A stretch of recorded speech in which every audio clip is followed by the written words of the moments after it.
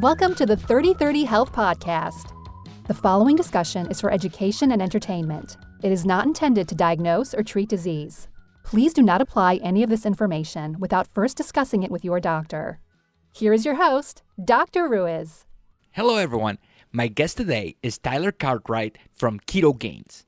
Tyler has a fascination with learning and self-improvement as a person.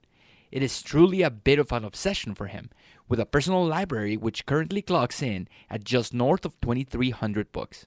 At his heaviest, he weighed in at 505 pounds and set out on a journey of self-discovery and leveraged his love of learning with his background in science to arrive at a ketogenic diet as a tool for his weight loss. After over a decade of eating a ketogenic diet and having lost 295 pounds, he has helped to move the Ketogains community forward as one of the most successful communities of contextualized thought on the use of ketogenic diets and the applications for fat loss, sports performance, and how to help people transform their lives.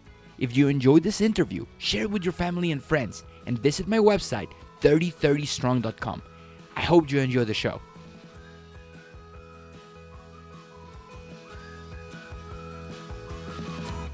Hello, everyone. This is a beautiful Sunday morning, and I'm here with my friend Tyler Cartwright from Ketogains. Tyler, how you doing? Good. How you doing? Fantastic. You are all the way over there in Tennessee. Is it Tennessee? Yep, Nashville, Tennessee. Yes, sir. One of my favorite cities. It's just fantastic to go visit Nashville. When I was in Orlando, we every once in a while, like every 6 months, we would go to Nashville and just hit Broadway and go. Legends, the Orchid, Tootsie's and all that. Yeah, Trail West. Yeah, and at Roberts. And back before my Paleo ways, I would get the $5 special at Roberts, which was a PBR, a moon pie, and a fried bologna sandwich. And man, doesn't that sound good? It's like, hold on a second. What? That's not Paleo? You're killing me now. Yeah. Man, I just love Nashville. If we fry the bologna in avocado oil, then it makes it. And instead of Paleo, bread, right? maybe sprouted bread. Yeah, I don't know, man. Like we have to go talk to Robert and maybe convince him to have like a special for us wheat sensitive individuals. It'll be $18 special. Yeah, and that defeats the fucking purpose. Also, have you ever been to Rotier's? I have not. So around the Parthenon Park by what's the Vandy, there's a burger place called Rotier's, okay, and they've won Tennessee's best burger a couple of years in a row. Esquire magazine did a whole thing on Rotier's, and it's like has been an institution for a very long time in Nashville. And the owner's there, and it's just this salty dude, and they have a pretty damn good burger. That's awesome. Yeah, check it out. Yeah, man. Next time I'm in Nashville, I feel it, man. I need to go back. I'll hit you up, and maybe we can go. Anytime you're here, man, let's go do it. Yeah, meet in 3 somewhere. That sounds like a plan. Yeah. So before we we devolve this into how to gain a lot of weight in Nashville, why don't you tell my listeners your hero story? Yeah, sure. So played a lot of sports growing up. I'm like the opposite of Luis Villaseñor. He'll tell you that he never played any sports growing up. I was the other way around. Tennis, did a little bit of track, a little bit of little league and middle school basketball type stuff. Played football pretty competitively. I did a lot of powerlifting type stuff just because I enjoyed it more than anything. And I went to college. I had already started kind of gaining as the competitive side of sports went away. I was getting heavier and heavier and sicker, but it's really easy to numb yourself by drowning yourself in liquor to the point that, I drank a lot, and I'll just leave it there. But when I stopped drinking, I started eating. I've noticed as I've kind of come the other side of this how frequently addictive behaviors tend to follow each other. People that are addicted to liquor, tend to be easily addicted to drugs, tend to be easily addicted to food, tend to be easily, addicted to relationship issues, repeating the same patterns. Um, so yeah, I had wound up about 505 pounds at the time that, at about, 5'11" and a half. I call myself 6 feet tall because it changes the BMI a little bit. But yeah, I mean, I had gotten to 505.6 pounds according to the loading scale at my doctor's office. But then just decided I wanted to do something different. And actually, as nerdy as this is probably going to sound, it was really more of a science experiment than anything. I just wanted to see what was possible.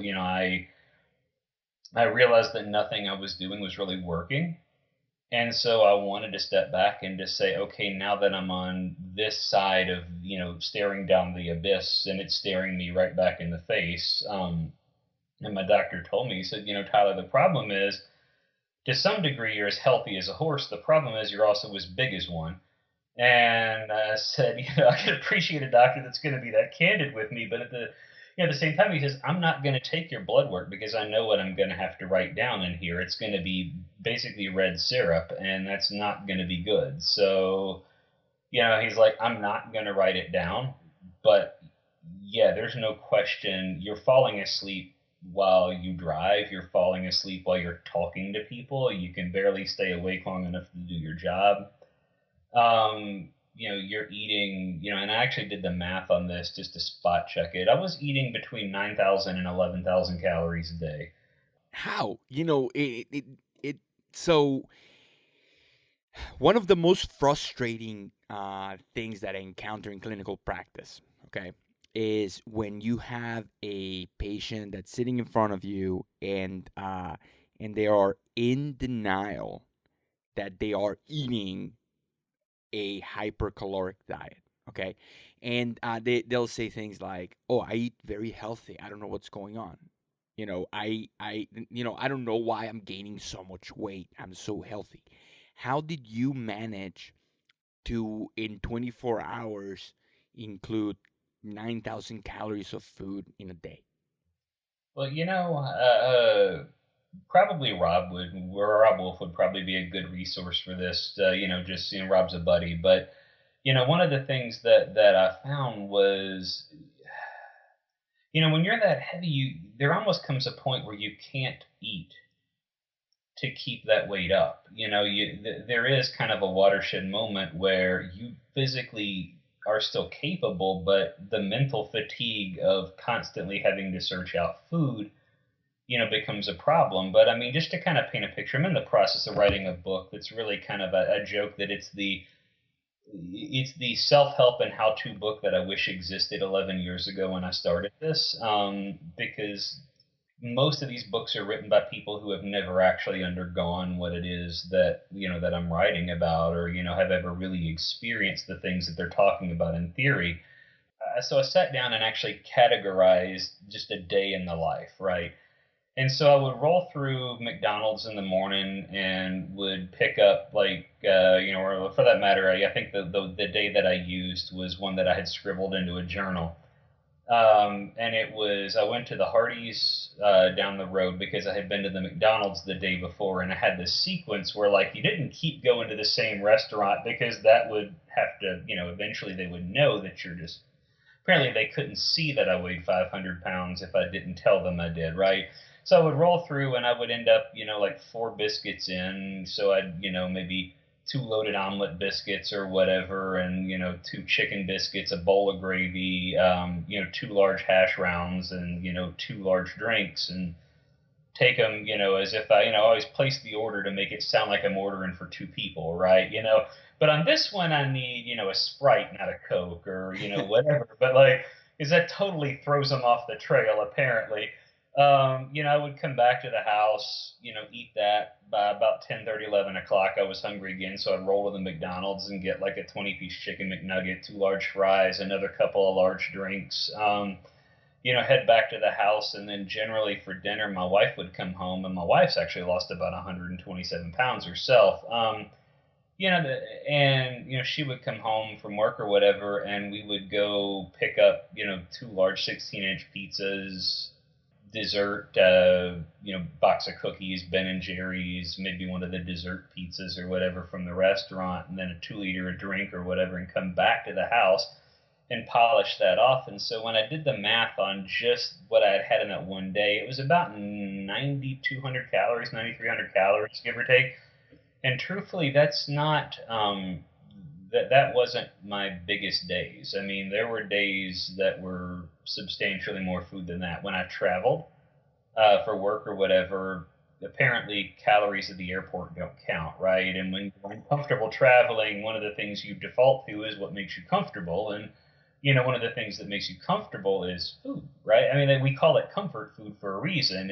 There is a sort of a mental or a psychological comfort that can come from consuming food. I mean, the research data on the stimulation of the vagal nerve alone would tell you that there's almost an opioid or a numbing sort of a sensation that can come from the act of eating. And so I practiced the act of eating pretty extensively. And in Nashville, Tennessee, there is comfort food everywhere. Absolutely. Well, I joke sometimes that we're kind of the confluence of the South and the Midwest, and so we get a lot of barbecue culture in the area, but we also get a lot of the deep fried culture. So if there was a way to bread a rib, I'm pretty sure that somebody would have figured out how to do it. There's a certain Connell that could probably figure it out. If they can deep fry a Snickers bar, they can deep fry a rib. But and then being in a calorie surplus makes you feel safe, because now you don't have, that's one less worry that you have to have, in a primal kind of, mental way, because now you're not going to starve for at least a couple of, days. And then, back to your comfort food, I tell my patients, it's like, for example, think about eating a cake. It was a big deal to make a cake because it happened only on a birthday, and you had to mill some wheat and then bring it back, and then you had to invest sugar, which was really expensive, and sacrifice a couple of eggs that you needed to eat, but now this is a special occasion, so let's use some eggs and some milk. And it turns out that the cake as we know it was probably 4 inches around, and there was a whole family celebrating and being happy about, hey, it's so-and-so's birthday, let's eat cake, it's a special occasion.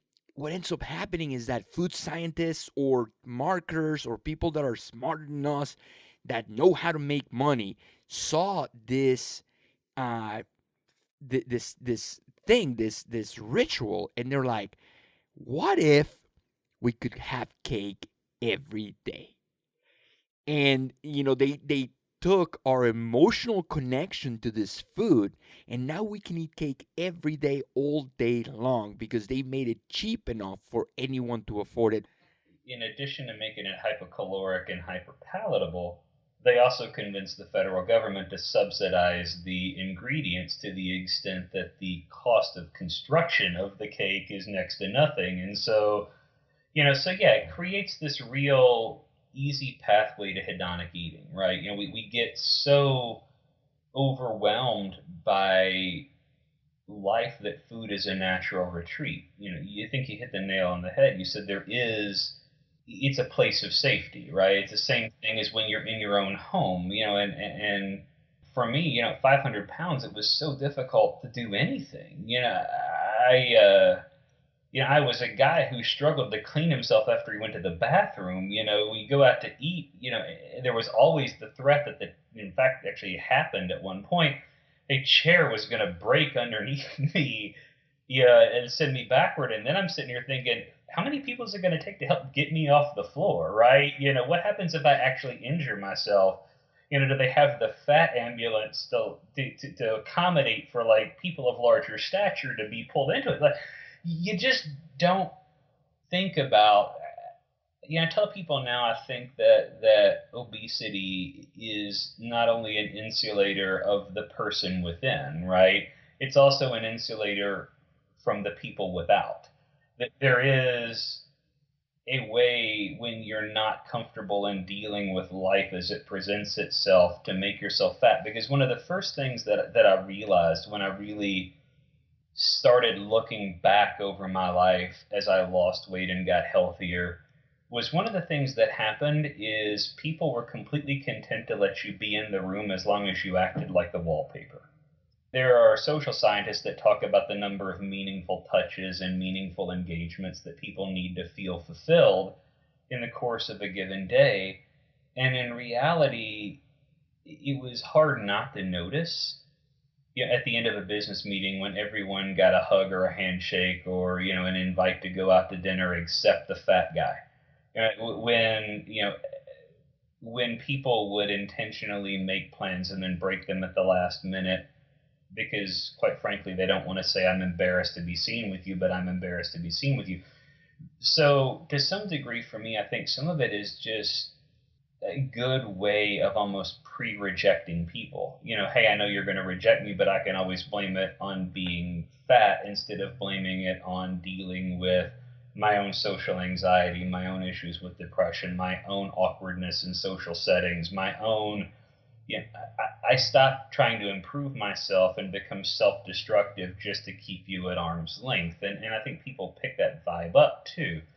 But I think that it's insipid on a lot of levels, the obesity thing, and I don't think people realize it. It's, clearly as a practitioner yourself, you can appreciate, the medically insipid nature of obesity and all the obesogenic or obesity related diseases of lifestyle. But from a social perspective, from an emotional perspective, people don't realize the association of blood sugar crashes and spikes as it relates to personality and as it relates to depressive disorders, as it relates to anxiety. There's even some links there, although they're a little tenuous, to things like like schizophrenia and some other bipolar disorders, some stuff. I mean, there's just so much that we're uncovering about how let food be thy medicine really is an important thing to consider, and how allowing yourself to write the wrong prescription, allowing yourself to get to a point of obesity or of morbid obesity becomes existentially damning. It's not just a matter of he's probably going to die of coronary heart disease or he's going to die of diabetes related complications. He may die of loneliness before he ever gets to that point. I mean, and maybe that's a little frou-frou, but there is, having been on that side of things, a real loneliness even in the presence of people that exists when you are twice or three times as large as anybody else in the room. So many things that we don't think about. For example, with the loneliness and schizophrenia specifically. So I was at AHS, the Ancestral Health Symposium, and my friend Tiffany Turner did a presentation on schizophrenia and its evolutionary connections. Okay, so she found this study about this individual who was schizophrenic, and they noticed that he had a fever, and his schizophrenia disappeared. And she made the argument that if a simple physiological process can reverse it, then it's not as complicated an issue as possible. So upon further research, she proposed that maybe it's a high polyunsaturated diet, polyunsaturated fatty acid diet, be omega-6, which causes inflammation. When you have a fever, you're breaking those omega-6s to create, the pyrogenic molecules, and that increases your temperature. So in fact, by having a fever, you were decreasing your omega-6 load. And that corrected the schizophrenia on this individual. So then they decided, well, let's give him some fish oil, high dose fish oil. And by switching the omega-3 to omega-6 ratio, people see benefit with schizophrenia. So, we don't think about this, all of the ramifications of having a fast food diet on a daily when you are consuming massive amounts of super inflammatory foods. Another thing that I was thinking about when you said, do they have the fat ambulance? This is true. I used to work at an emergency department for children, and when you have a patient that is overweight, you have to make adjustments to the way you treat them. As in, for example, it is going to be a little bit more difficult to draw blood. So a healthy person might get their draw in one stick. A person that is overweight or obese, they might have to try 2 or 3 times. Now, that might not sound like a lot to a healthy person, but guess what? Imagine that every time you go to the doctor and now you're sick because you are overweight and you're going to the doctor more often. Now they have to stick you 3 or 4 times, and then now you see the phlebotomist is, kind of like, oh, okay, I have to go get this, and like imagine constantly, every day, if your existence was almost like an inconvenience to everyone around you. I completely can't see how this could affect you mentally on top of the physically. There is a certain amount of sort of an inconvenience factor that's there, right? I mean, um, people would, I've joked sometimes that it's almost like they think that because I'm fat, I'm also blind and deaf. Last time I've checked, fat doesn't accumulate in the ears or the eyes, but I could be wrong. It was for me, it's like I would see the eye rolls, I would see the frustration. I would, you go to a concert or to a venue or someplace, and people form the death circle around you where they don't want to get. It's like they're afraid of catching fat from you by being within the proximity, and it's like, you know, I can't help. But when I think back to how, so for example, I'm a child of the late 70s into the 80s, right? I'll be, 39 in December. And it's like, I remember when HIV/AIDS was, was first kind of a thing, right? And I remember this hate movement, this sort of awkward, I don't want to be in the presence of anyone who's HIV positive or whatever, because we didn't know. But we didn't know if we could catch it by being in proximity. We didn't know if you could catch it from a hug or a kiss on the cheek or a handshake or whatever. And so they ostracized people who were suffering, from this, horrid condition. And it was almost death before death. And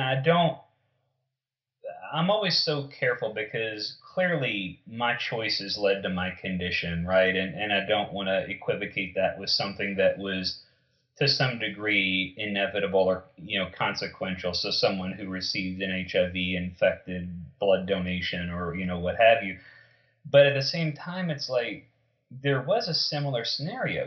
I would be in the same place, but not in the same place. There was a sort of circle of space that followed me everywhere I go or I went, where people just got out of my way, stayed out of my way, and went out of their way not to really have a lot of contact with me. And so what was peculiar to me was when I look at that, I go, what's wrong with me now that wasn't wrong with me when I was an athlete? Did something happen? And what happens is it increases, my own social anxiety. It increases the depression. I joke sometimes that God must have a sense of humor because he made me introverted enough that I need time by myself or I get burned out, but he made me extroverted enough that if I'm not around other people from time to time, I go absolutely stir crazy. And so it's always trying to find that balance that exists there, and trying to get my arms around,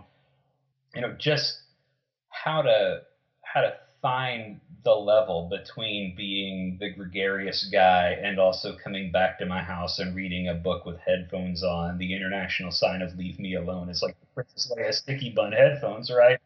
Um, and how to balance that with being a husband and a father and a son and all the other kind of hats that I wear in the course of a day.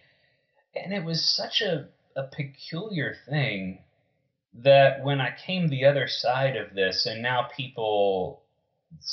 that wall, that invisible wall, has shrunk to the point that people offer up hugs and handshakes and all of that stuff is back. And there's a part of me that wants to be, there's the rebellious nature of me that wants to be like, well, where was that hug when I was 500? Like I want to be angry about it, but it doesn't really serve any purpose other than as I work with clients now and as I try and, help coach and motivate and encourage others to do similar, with respect to diet and lifestyle changes, that I remember how alienated I felt, right? How alienated and left kind of off on the off on the shoulder of the side that I was, so that I don't leave anyone that I come encountered, or in contact with feeling the same way. So what was rock bottom for you?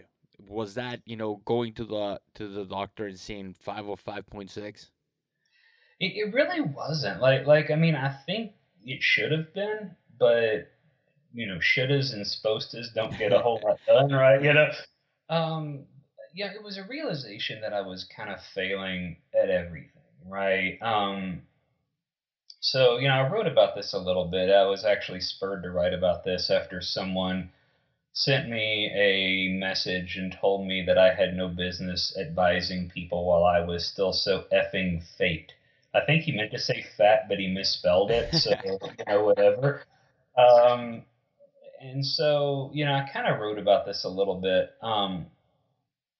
And I was talking about, kind of one day as a snapshot of this. And, it was the day that the chair broke at the Mexican restaurant. And yeah, and I just had this realization that I was failing in every capacity of my life, right? I was, on the one hand, I was incapable of doing anything to help my parents who, weren't getting any younger. And at some point, they're going to need more help from me than I'm ever able to provide if I'm bedridden and incapable of work.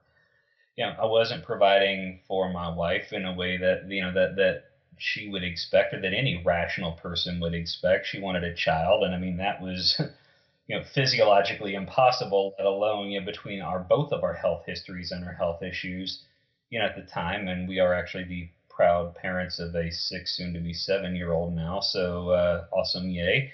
But, you just start looking at things and going, in every single capacity of every outlet where I could look at myself and say, hey, but at least I'm fill in the blank, right? You have, I have a friend of mine who made a joke one time that says, well, it tastes pretty awful, but at least it's expensive.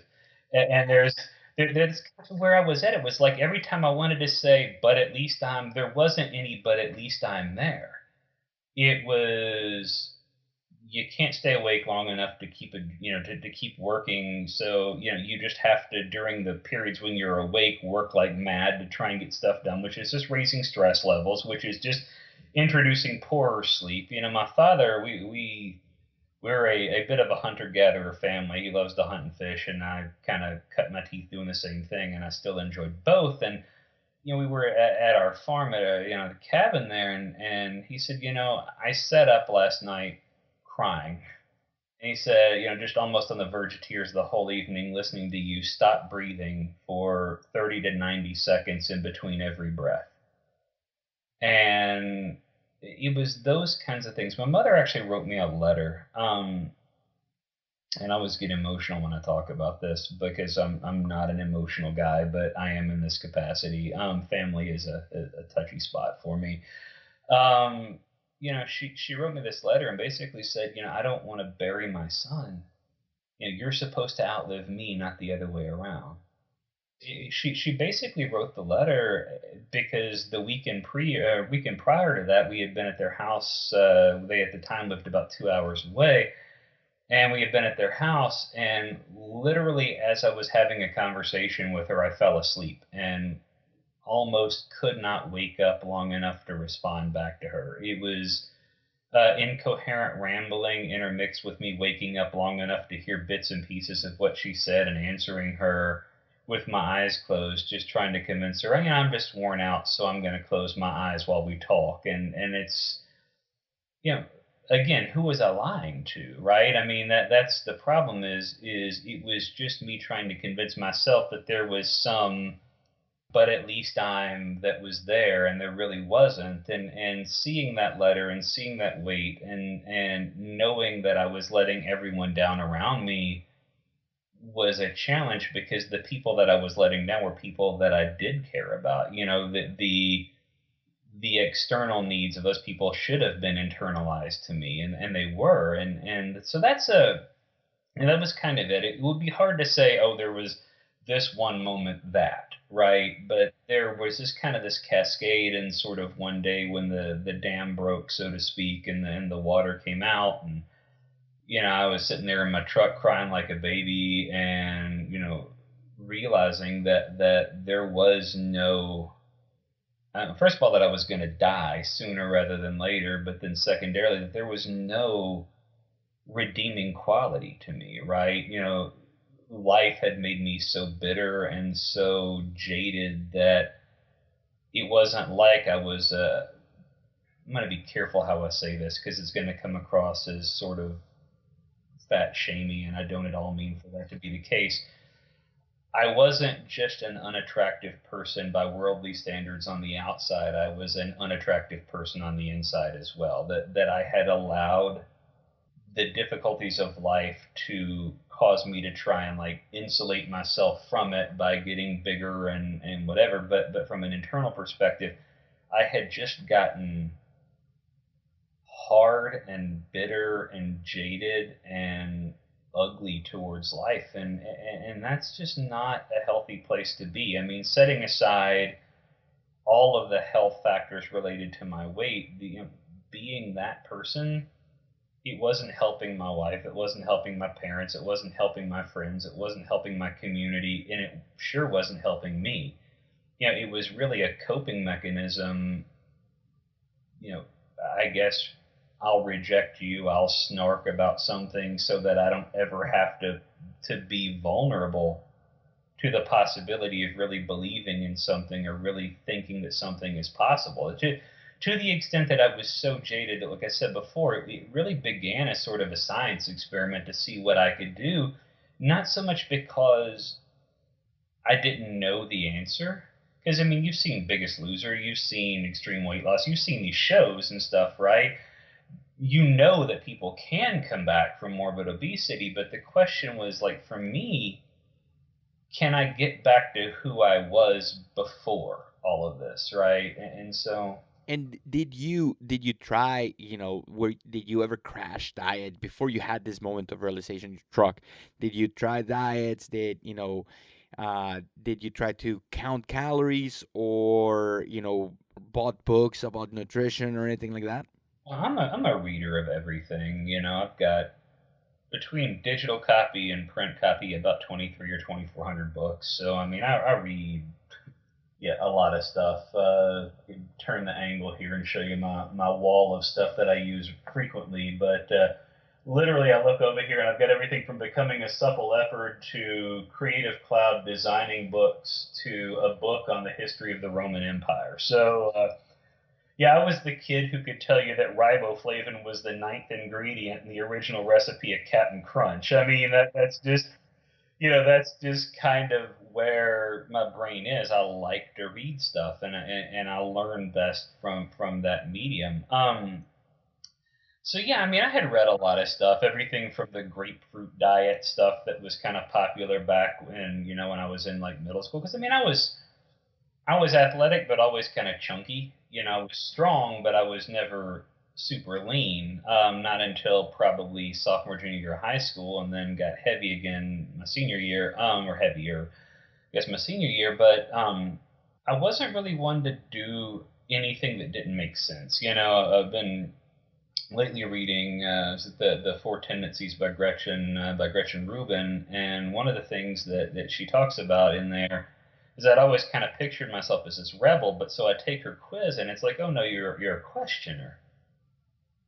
And I'm like, okay, cool, I can get behind that. I ask a lot of questions. I piss off a lot of people by asking questions.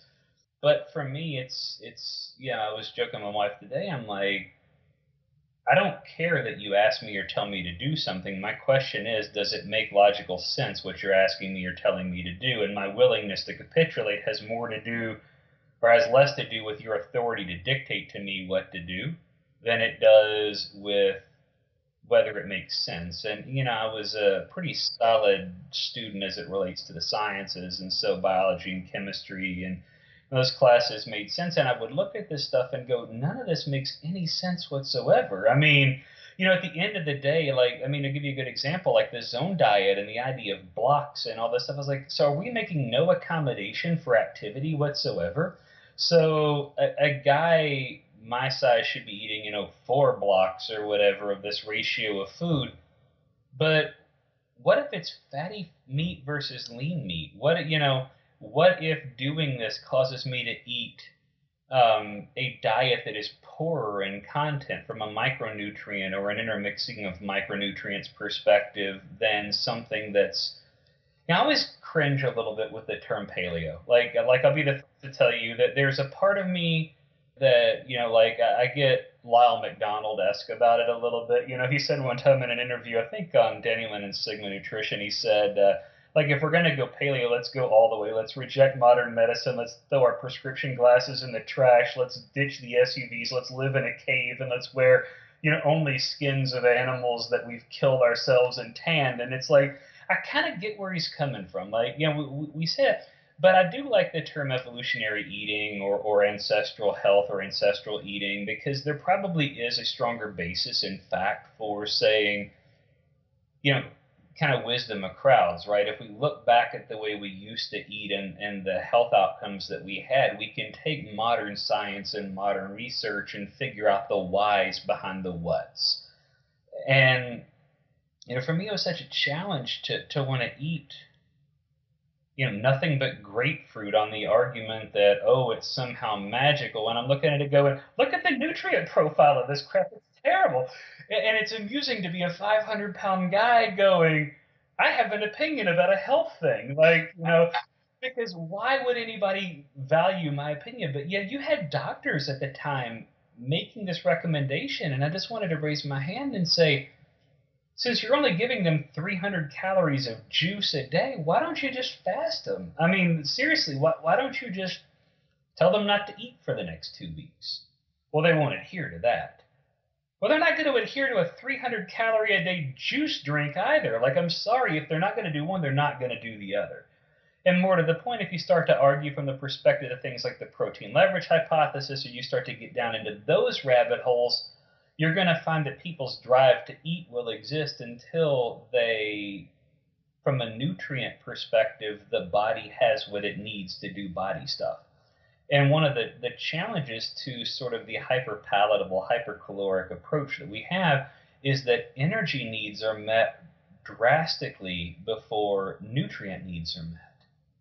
And when that happens, it almost drives us, especially people that kind of have that addictive personality type, like quite frankly I do, to just eat more and more and more, because you're almost, I cringe at the term cellular starvation, but there is a certain amount of being overnourished and undernutrient at this time that happens in the modern way that we eat. And so what's wrong with having a deer steak from the animal that you shot during season, or, having meat and 3, or sitting down and having a meal where you actually put some forethought into it and said, so let's pre-plan what I'm going to eat today or this week or whatever, and look at it and say, where am I deficient? What do I need to add? How do I need to make adaptations? And for me, it always made more sense to try and be scientific in the approach to diet, even when I wasn't very good at doing it. And when I kind of made that switch and started trying to eat healthier, I started really stepping back and going, well, I'd had some success around the time that I was about to get married and losing some weight eating keto. And it was like, well, this ketogenic diet thing, but a lot of it just felt like fictitious nonsense, right? Like some of the claims of some of the people that were out there. And so, I'd picked up a copy of Lyle McDonald's ketogenic diet and started reading through it. And I was just like, well, hold on, this there's actually science to support some of these claims, right? This stuff sort of makes sense, and a lot of it was based on some of the early work of Steve Phinney and Jeff Volek and others, and it was like, well, this is really intriguing because I like meat. you know, I like fatty foods, and when I eat this stuff, I find that just the act of eating it requires me to chew substantially more than if I'm eating, French fries, or if I'm having, nothing but vegetables, or if I'm drinking my calories. There is just sort of an inherent. I always am careful because as a guy with a history of binge eating, I tell people I live in a constant state of meh, I could eat. I don't experience satiety the way that people describe feeling satiated. I don't. Um, If it's in front of me, I will finish that plate. Basically, yeah, and I think some of it comes from a place of being competitively driven, and a number of other factors. But nonetheless, I don't get full until I am almost at the point of becoming nauseous. And then give me 30 minutes and I can keep on eating. It's just I have to stop eating when it's time to stop eating. And I can accept that. But what I'm getting at is eating in this way where I'm eating real foods, right? And I'm always, again, I hate to say I'm always cautious, but I am. I want to be careful to say I get annoyed by labels that we give things. Sometimes I say a whole foods approach and people cringe, and I understand why. Um, but lightly refined foods, very, as Dr. Atkins used to refer to them, close to the hoof and close to the stalk, would be kind of the approach. You want to stay in a model that you're eating things that sort of still resemble the thing that they were when they were slaughtered or processed on our behalf. When I sat down and ate a piece of sirloin and some asparagus and, maybe a little bit of mushroom or sauteed onion or whatever, there was a different feeling of, yeah, I'm still hungry, but it's tolerably hungry, as opposed to when I would sit down and eat a 20-piece chicken McNugget and 2 large fries. And 20 minutes later, I'm looking for, hey, how late does Dairy Queen stay open? Because I could go for 2 blizzards. I mean, legitimately, that was where my mind was. Because again, I don't think my body was getting what it needed. And so I was never a crash diet guy, but I also understand that I think it was Dan Duchesne who said one time the best diet's the one that you'll stick to. And I think that's pretty much spot on. It may have been Di Pasquale, but either way, that's kind of the truth, although he used a nice 4-letter F word in the middle of it. But, that's kind of the approach that I've taken with clients and with myself is like, I know what works for me. I know it doesn't work. And people will say, well, you can never be a high performer on keto. And I'm like, well, maybe that's true, but I'm not trying to be, the next Usain Bolt. Yeah. At 5'11" and a half and 225 pounds, I ain't a wind sprinter. I ain't going out there and blowing it out in the 100 or the 200. I'm not real worried if I ever get back to a 600 or 700-pound squat again. If I do, that's awesome. If I don't, that's okay too.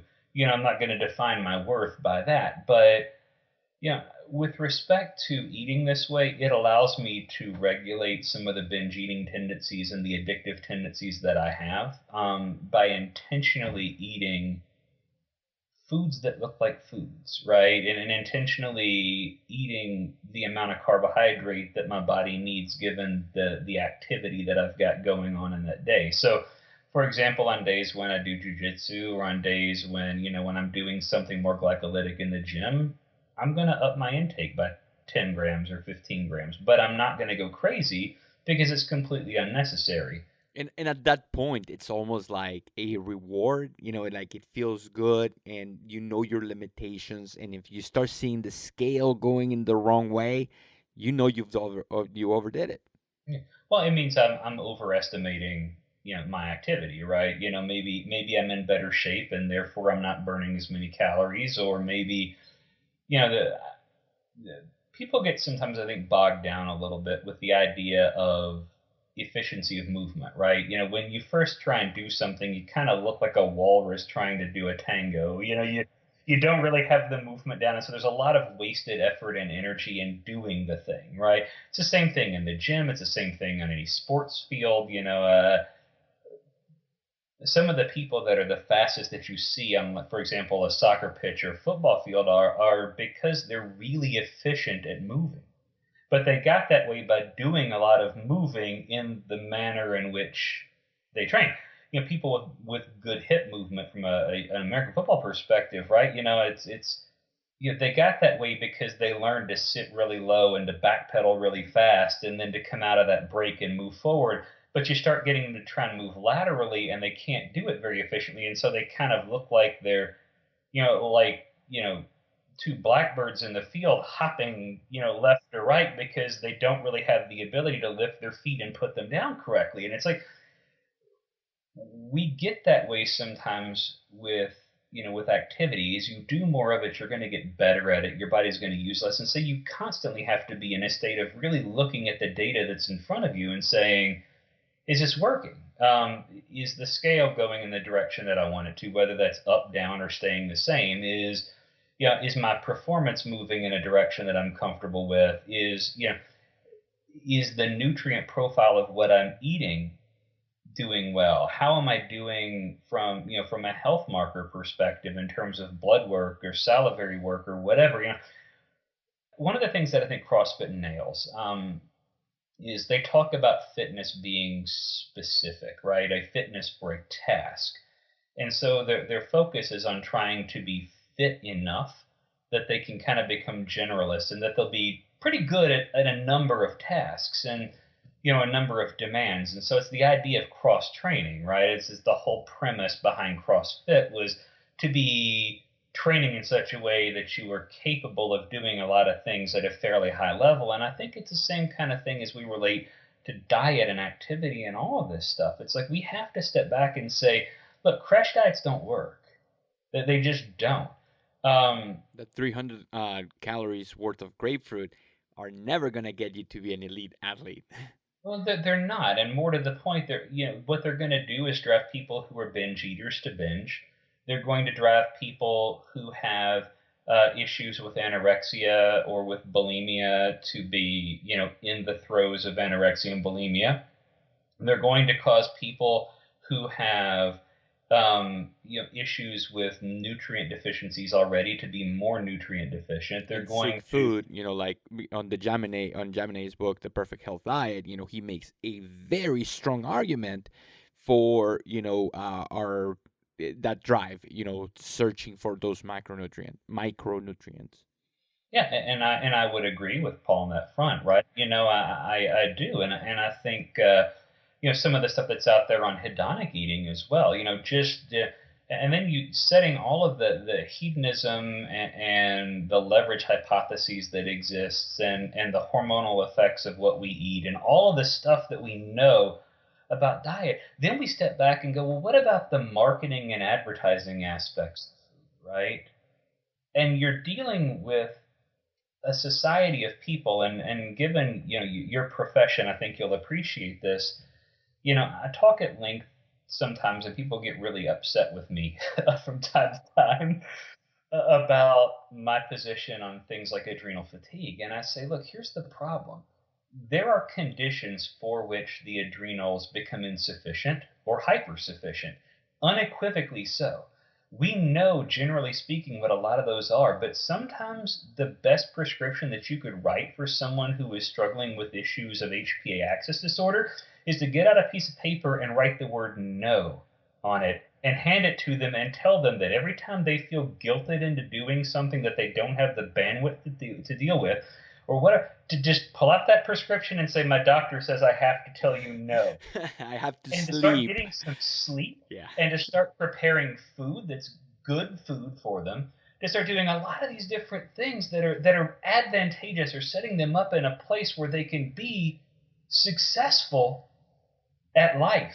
But you're overscheduled, you're overstressed, you're overworked, you're underappreciated, and all of those things are a recipe for for the body to go, I ain't feeling it.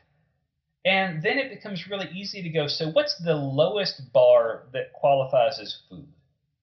Oh, I see Papa Murphy's has a $5 27-inch pizza special going on. I'm going to stop by and pick that up.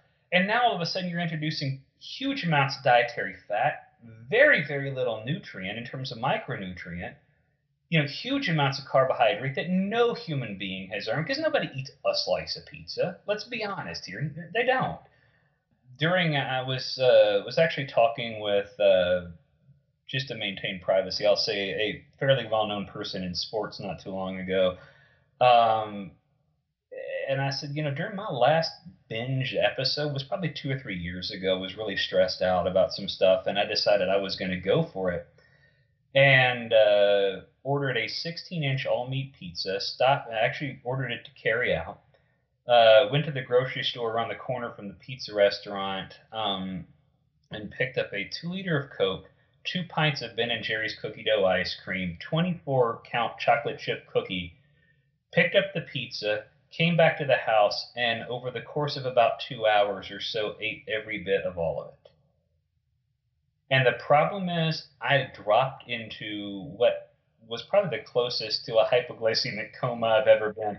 I woke up on my floor early in the morning in a pile of my own drool, and I literally had to motivate myself to do a push-up, one push-up to get up off the floor and go get in bed. And the very next morning, it was, I need food. Like, clearly, I had what had to have been 7,000 calories. I mean, it was like 9 o'clock at night when I had all this. And by like 5 o'clock in the morning, the following morning, my body was going, that wasn't food. I need real food. Give me something of substance. And so it was throw some spinach in a skillet, heat it up, throw some, some onions or some mushrooms or something in with some eggs. Let's have a meal. And it's funny, like, I know when I'm eating crap now. I mean, kind of on the other side of it, it's like if I let myself have too many, sort of convenience meals, right? You go through, run to the Five Guys. I mean, I love my Five Guys burger joint, but I'm pretty sure it's not real quality meat. I'm sure there's a lot of things that we kind of have to factor into that conversation. And it's easy to add to the order, I'm going to get some fries. Yeah, and it truly is. And I tell people, all the time, it's like, you want to break a habit, you need to break the habit. Don't let yourself go to those places where the cue routine kicks in, right? Charles Duhigg wrote a book called The Power of Habit, and he does a fantastic job of kind of outlining that stimulus response that we have. Because I always get fries when I go to Five Guys. When I go to Five Guys and try and not get fries, there is an actual behavioral drive that is in you to say, yeah, go ahead and give me the large grocery sack full of French fries that you do. With the Cajun seasoning because they're not palatable enough. Exactly. It's like, add more salt. Let's load these bad boys up. And it's like, you step back and you go, this is madness, right? I mean, why would we place ourselves in the same position? But, food addictions are funny, and I'm by no means qualified to be a food therapist. So forgive me, I'm not an addiction therapist. But, I was talking with somebody that I said the real difference between a drug addiction and a food addiction is that you don't need cocaine to live, but you need food to live. And so the challenge is it's almost like introducing a drug addict to a different drug. When you try and introduce somebody who's used to defining food by what you can pick up in a drive-thru or through delivery pizza or whatever, into spend the 20 minutes and make a meal that you did from start to finish. Very simple, very whatever. And all of a sudden people go, wow, that's so much more filling than what I got at so-and-so. And I'll say, and here's the crazy thing, and I'll plug in the stuff and I'll be like, you just ate 900 calories less in the course of today than you did yesterday when you did the other thing. And they're like, but I'm full.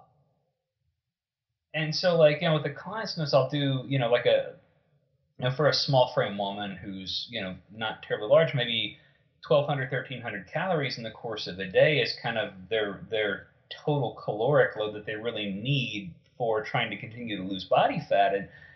And they'll say, well, that's just not very much. And so I'll say, I'll tell you what, let me send you a meal plan. Let me work a plan up around your macros and your caloric needs, and I want to send it to you. And almost invariably, they will write back and say, I can't eat all of this because broccoli and asparagus and mushrooms and onions and lean proteins, and things like added avocado oils and salad greens and all of this stuff that you put in front of them, it's so nutrient dense yet at the same time calorically sparse that it's almost impossible to eat. And, to your point earlier about kind of the paleo approach to cake, and where I was going with the thing with Lyle is it's like I'm totally down with eating 6,000 calories a day, but here's what it's going to take for me to do that. I have to sell my truck. I have to turn off the heating and air conditioning and lighting in my home so that I live in ambient air with the windows open all the time, fighting off mild infections, basically, nonstop. So my metabolism is way up, trying to produce antibodies to fight diseases and disorders. I need to walk everywhere I'm going to go. I need to hunt for all of my own food or forage for all of my own food, which means I'm going to probably walk 15 to 20 miles a day.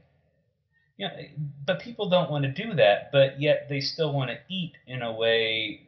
And people say, well, that's nobody does that. Everybody, we have whole cottage industries, especially within like the ketogenic community, who want to argue against a model of energy balance because they've reduced it to a calories in, calories out straw man. And then they want to beat up on the straw man and say, see, the math model doesn't work. And I'm like, well, you're not factoring in genetics and epigenetics and hormones and sleep and all of the stuff that, quite frankly, functional medicine and naturopathy do a really good job, by and large, of trying to address to say, hey, it ain't just a math equation. It's not just about an antibiotic.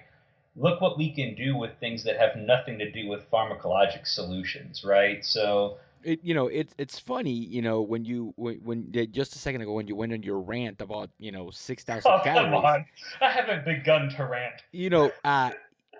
One of the first questions I asked you when you were telling me your hero story is like, how the hell did you eat 9,000 calories? Because I'm thinking to myself, yeah, 9,000 calories at this point in my life means about 3 pounds of ground beef, about, couple of sweet potatoes, 2 pounds of cabbage. And like, I can't imagine 9,000 calories in a Whole Foods framework. 3,200 calories in 2 large cookie dough blizzards from Dairy Queen. Exactly. So just to kind of put things in perspective. Exactly. And it literally melts in your mouth. So there's no effort realistically in chewing it. It just sort of goes down the gullet, right? You start to go, okay, then what about things like gravies that you're adding on top of things and, really high calorie sauces that you're putting, in with the closest thing to food you're consuming? Exactly right. In a whole food or sort of an ancestral or an evolutionary sort of a diet, being able to get even 3,000 calories is almost unpleasant. Yeah. I mean, as a big guy who trains and has a pretty hefty caloric need, I'm for maintenance around 2,400 to 3,000 calories a day, depending on what I do, right? In the course of a given day. That's kind of where I'm at. There are days when it is physiologically difficult for me to consume more than about 1,600 or 1,800 calories. But that's hard to do when you're eating sirloin and you're eating, a spinach salad with grilled chicken on top, and you're eating, very simple eggs. I mean, a dozen eggs at 70 calories a pop, right? It's like, okay, there's 800 calories. I now have, an additional 2,200 calories to go on a busy day. It's like, where is that going to come from? How much sirloin? How much? And so the answer becomes you have to start incorporating fattier cuts of meat. You start to have to incorporate things like avocado oils and olive oils and all this stuff. But yeah, in a traditional Western diet, it's funny. I saw a couple of studies, and I mentioned this actually. It was in Mexico City. I was doing a seminar with some nutritionists and doctors there, and I was talking about how these studies were showcasing that when people were asked, and it was as it relates to food frequency questionnaires and studies, and how accurate or how realistically we can take the data that comes from these studies as it relates to the caloric nature of the diets that were part of the study framework, right? Because food frequency questionnaires and estimates and recording of unweighed amounts of food, they tend to be off in two directions. People who are very lean tend to underestimate the number of calories. They tend to overestimate the number of calories they're eating by about 30 or 35%. And people who are inherently heavier, maybe have a naturally kind of higher set point for weight or more issues with hedonic eating or what have you, tend to underestimate the calories they're eating by about 40 to 45%. And so that doesn't sound too bad when you're thinking about it from the context of a single meal. But let's take somebody who, for example, is supposed to be targeting and reporting a 2,000 calorie a day intake. And let's just, for quick math, let's say that they're 50% off. Maybe they're really bad at estimating. What does that look like? Over 30 days. That's what I'm saying. It's like, so in reality, at 1,000 calories, you're talking about 500 calories of error, and it's almost always to the plus side, right, with obese populations.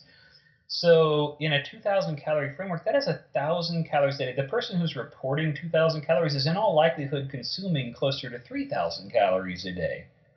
And then you get into the biases that exist because everybody knows how they're supposed to eat. So when they get these food frequency questionnaires, it's very easy to selectively forget that they had 6 hot dogs. Yeah, and I'm being tongue-in-cheek here a little bit, but you start to kind of misremember things that are beneficial or advantageous to the reporting that you think you're supposed to give back to your doctor or your insurance company or whomever, and you never realize that those studies, that request for information is because your doctor or your insurance company or whomever is taking that data and funneling it to research scientists who are doing epidemiological sort of data and trying to look for patterns. And the problem with that is now we're making food policy decisions based on really poor data. And it's like, okay, so the problem becomes now we've got an obese population for whom even a 3,000 or 4,000 calorie a day diet would probably be hypocaloric. So now you're talking about 40, 50% incorrect on a 4,000 calorie a day assumption. And they say, well, I counted calories. I did this thing and it didn't work. Therefore, the calorie or the whole idea of energy balance or micronutrient density, all this stuff is busted. It doesn't work. And then it becomes very easy to say, well, I'm a special snowflake or I'm a metabolically broken individual. And I tell people you're not metabolically broken. You're insufficiently you're insufficiently educated. And I don't mean that in a disparaging way, although sometimes I think it comes across that way. Weigh and measure and track and genuinely look at these things, and you'll start to see that the pattern is that you're overeating as compared to your energy demand or your energy needs, not that you're in a situation where there is something defective or broken about you. And that should encourage you, because if you're not metabolically broken, you're just kind of the unique version of you that is you, right? Then you kind of move back under the curve as it relates to how we can work with you and partner to try and get you healthier. And from there it becomes, well, then how about let's substitute out you going out to eat for making a really nice omelet. Let's substitute ribeye for sirloin. Let's make some adaptations to your diet, and then let's see where you are. And you do that, and people go, I can't eat all this, And it's like, okay, yeah. So to your point, 9,000 calories a day in an evolutionary sort of an eating modality, not a shot. Not a shot. No, You can do it. how much broccoli does it take? How much venison would it require to get to that point? It's gut volume alone would almost put It would be impossible. you'd be doing nothing but You would eating. have to like drink MCT oil, or not even, like You'll just have to get so you have to get some Depends to wear after you do yeah, that. But no, it's just almost physiologically impossible with food. with real Yeah, food. I mean, with real food. I mean, yeah, you could eat coconut, you could eat avocados like crazy and probably pull it off. Not for many days in a row.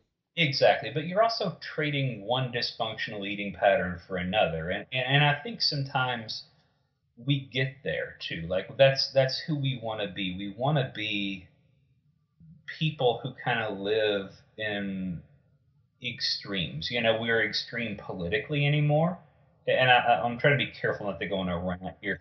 But we are extreme in our sports. We're kind of Roman Empire-ish, and we want bigger, faster, stronger, bloodier, more violent, whatever. It's like, well, why wouldn't we be more extreme in our diets? And I tell people all the time, it's like, I eat a ketogenic diet.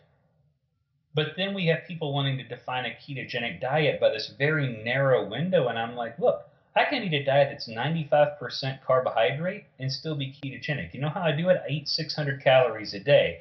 I guarantee you that the delta between my activity level and my caloric intake will be made up partially through directly uptake free fatty acids, but also some beta oxidized fat being created, beta hydroxybutyrate, and ultimately into acetoacetate, right? I mean, you're going to be ketogenic, and I don't care what you eat. If you eat hypocaloric enough, you can test positive for ketones. You just will, especially if you're somebody who's fairly insulin sensitive and doesn't really have a big issue with rampant anabolism. So there is kind of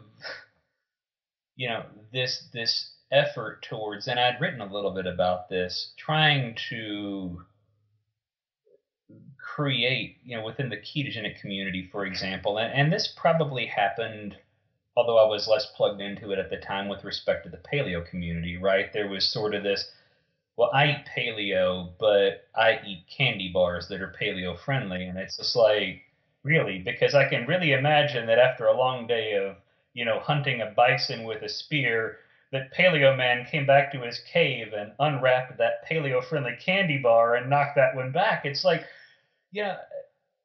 sometimes we get into this mindset where rather we ask, can I have, instead of asking the question, should I have? And I'm not sure if you experienced this personally, but when I first started losing weight and when I first started feeling better, this was back in 2009, when walking into a store didn't have you didn't have the option to get gluten-free pizza. And so like I remember back in the day, like one of the rules, and these are all like so trivial. It's like no white potatoes. Sweet potatoes are okay, but no white potatoes. And I was like, yeah, I'm not gonna ever eat a white potato again because I'm paleo. And what happened is that if I went to Five Guys, since white potatoes are not, in the menu, Get fries. yeah, I can't get fries. Now I can go to pretty much any restaurant and I can get sweet potato fries. Yeah. So with the choices that they're giving us, yeah, again, just like with the cake, food scientists and marketers are looking at our decisions, and they're saying, okay, let's, this movement is growing exponentially, and Google Trends is, it's exploding. We need to have an investment into this.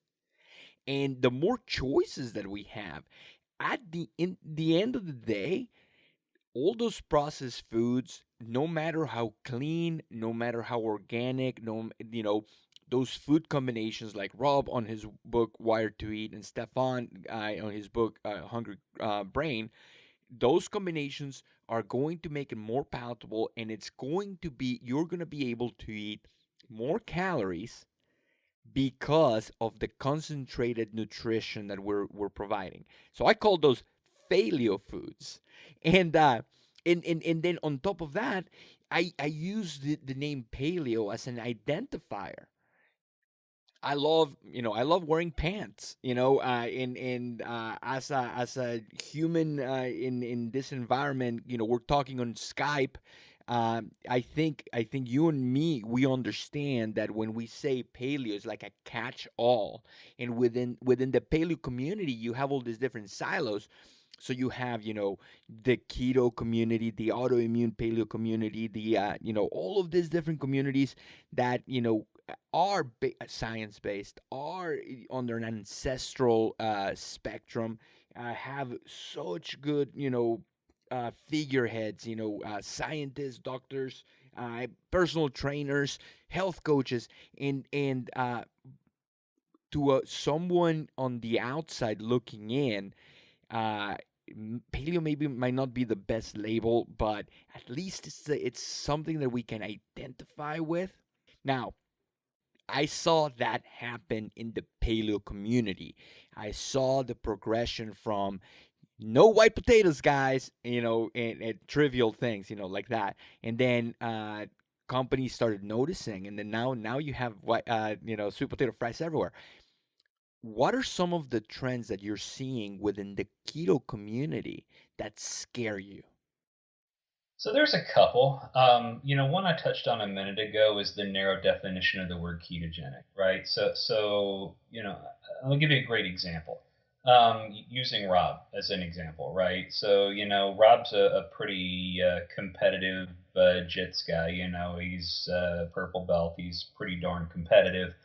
Um, for him, he remains ketogenic on those days very easily by consuming, 100, 150 grams of carbohydrate in a day.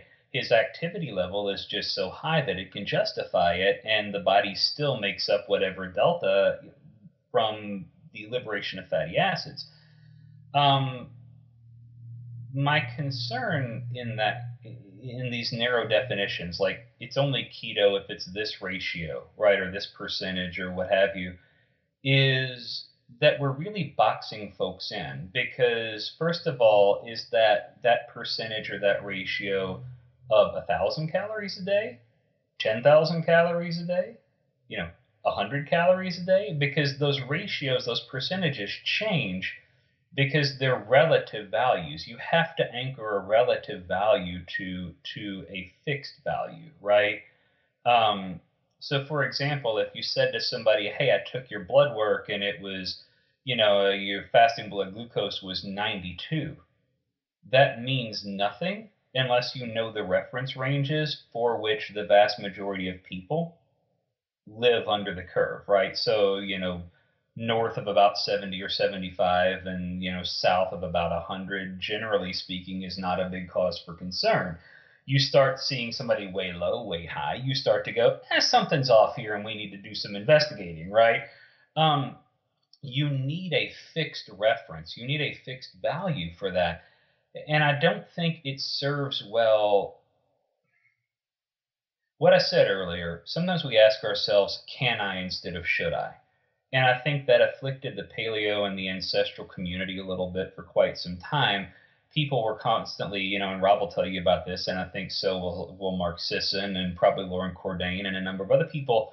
They were so busy wanting to be paleo but not to change their lifestyle that they kept trying to find loopholes and ways to shoehorn their way um, around the rules to say, well, this is paleo. White potatoes aren't paleo, but if you boil them twice and then drain them, the resistant starch which exists there is somehow magically converted into blah blah blah. And it's like, again, you're working harder to try and find a solution to justify what is clearly an emotional attachment to a food than you would be to just abandon the relationship altogether and find your identity or you find your nutrition within the framework of what's already in existence, right?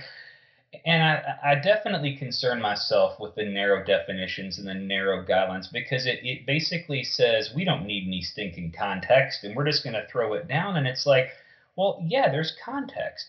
Hey, for somebody who's dealing with intractable epilepsy, yeah, there's evidence to justify ultra high ketone levels and eating in ratios to really push the fat intake. It's the lesser of two evils. They're going to not, if we're talking about children growing up, they're not going to be as big as their peers. They're not going to be as strong as their peers, but it beats the hell out of brain damage.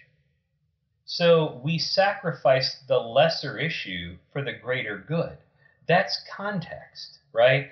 When you deal with somebody, when you got a client or you've got a patient or you're dealing with somebody, a loved one, whatever, who's got cancer and is trying to use a ketogenic diet as an adjuvant therapy, right? You're in a situation where that's context. If I'm dealing with someone who weighs, 700 pounds, my approach to their diet and their lifestyle is going to be radically different than it would be if I'm dealing with someone with a history of anorexia who weighs 105 pounds and a good healthy weight for that person is like 135. See, that's the problem. When you start making blanket definitions and you throw context in the trash, you start to become and I tell people sometimes that's not how movements occur. That's not how communities grow. That's how zealots are manufactured and cults are created.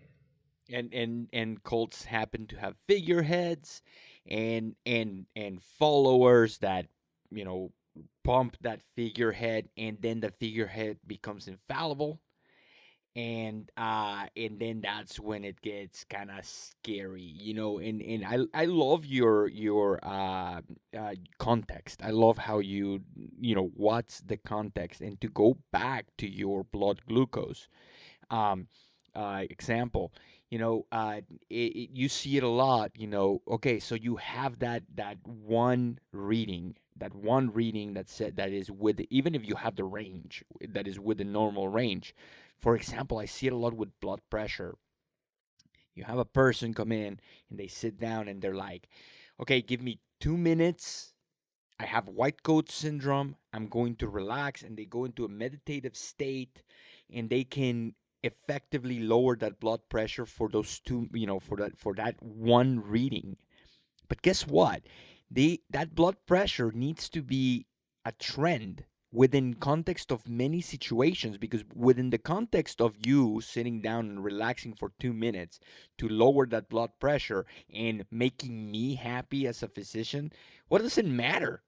What matters is that when you're driving, your blood pressure doesn't get high enough that you're going to have a stroke. Well, I'll give you a great example of context too. So someone eating a ketogenic diet, their naturally physiologic insulin resistance is a thing, right? I mean, we can agree on the fact that peripheral tissue becomes insulin resistant to try and spare glucose because a ketogenic diet is a fasting mimetic diet. It's intended to replicate the hormonal posture of the body during fasting to elicit, results and whatever. It's to keep your ass alive, if we're going to be real frank about it, right? If that's the case, if that's the condition, and somebody presents to you and you draw blood on them at 7 o'clock in the morning, 15 minutes or 20 minutes after they got out of bed and came in, and they show a fasting blood glucose of 125, they're so far out of the reference range, it's crazy. But when they tell you, I eat a ketogenic diet, I got up 15 minutes ago, I've had nothing to drink, all of a sudden you go, wait, this is physiologic insulin resistance, and this is non-diabetic dawn phenomenon. That's what this is. And you pull an additional point of data. You pull a hemoglobin A1C, and you see that it's a 4.4, and you go, wait a minute, this person's literally the opposite of diabetic. They are wildly healthy in a HOMA IR score that's just nearly nothing. You start to look at this person in a different context and go, that one piece of data doesn't provide enough context to make a diagnosis. And yet we're going to define an entire dietary strategy based on a percentage with no anchor. So I definitely have an issue there. And then and this might be now we're getting into the let's piss everyone off territory. Uh, I know ketogenic diets. That means ketones in my blood. Let's drink ketones and just like have as many ketones circulating through our blood as without context. And that's exactly right. So I'll give you a great example. I could go downstairs and prick my finger right now. I'll test about 0.7. Prior to my surgery, as I was still a little heavier, I was about 0.4 all the time. That is at 0.4. People will say, well, that's because you're eating so much protein. And no, no, no. And I would argue, you have no idea what I eat. You're assuming that because I exercise and because I'm part of Ketogains, that somehow I'm some protein bro. But the reality is the Ketogains protein recommendations are right in line with those that Menno Henselman's has identified as being right in the wheelhouse for protein balance. They are right in line. I did some calculations with some of the folks at Verta a while back and realized that for about a 20 or 25% body weight individual, the recommendations of Dr. Finney and Dr. Volek and the Ketogains recommendations were maybe 3 to 5 grams of protein off. So, I mean, we're not, from that perspective, a high protein. There appears to be some physiologic differences in people from a genetics perspective or from an epigenetic perspective that seem to make some people naturally very high ketone folks and some people very naturally low ketone folks. And what I found that's interesting is if you take those individuals and you give them ketone salts, right? And you drive their ketones to 2.2, 2.7, 3.0, they don't feel better. They feel worse. They feel nauseated. They feel completely unwilling to eat. People go, see, ketones are naturally, they naturally are satiating, and they block hunger signaling. And I'm like, no, they make you mildly nauseous. If you really wanted to do something similar within a clinical setting, give somebody microdoses of Ipecac and let's see what happens. They'll spontaneously decrease food consumption, I guarantee you. And it has nothing to do with the satiating nature of the Ipecac. It has to do with the fact that when people are mildly nauseous, there is an evolutionary and physiologic adaptation to drive a signal of satiety. And then you get into the fact that when you look at what happens physiologically, the body is a ruthlessly efficient machine as it relates to bioenergetics. And so you get into a situation where people say more ketones is better. And I'll say, well, what are you trying to accomplish? Again, context, right? I'll say, well, I'm trying to lose body fat. And I'll say, okay, that's great. You do know that at levels of about 3 millimole and higher, beta-hydroxybutyrate alone is sufficient to act on fat cells and decrease the activity of hormone-sensitive lipase. Translation, less fat leaves your fat cells. Why? Because the body isn't going to allow you to exist in a hyper-energetic state. That would be inefficient. Evolution alone should have driven and dictated to us, let's take the narrowest position and assume that the Christian position of an early, a young Earth position of 6,000-ish years is sufficient.